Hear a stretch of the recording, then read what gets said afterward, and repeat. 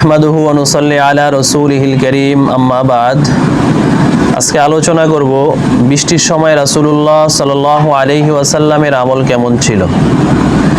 আল্লাহ রাসূল সাল্লাল্লাহু আলাইহি ওয়াসাল্লাম বৃষ্টির সময় আল্লাহুম্মা সাইয়্যিবান নাফিআ এই দোয়াটি পড়তেন যে আল্লাহ আমাদেরকে আপনি উপকারী বৃষ্টি বর্ষণ করুন, এমন বৃষ্টি আপনি আমাদেরকে দান করুন যে বৃষ্টির মধ্যে কল্যাণ রয়েছে, যে বৃষ্টির মধ্যে উপকার রয়েছে।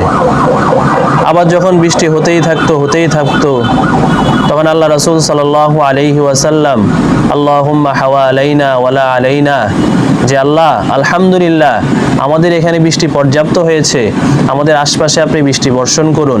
আল্লাহ রাসূল সাল্লাল্লাহু আলাইহি ওয়াসাল্লাম এই দোয়াটি পড়তেন।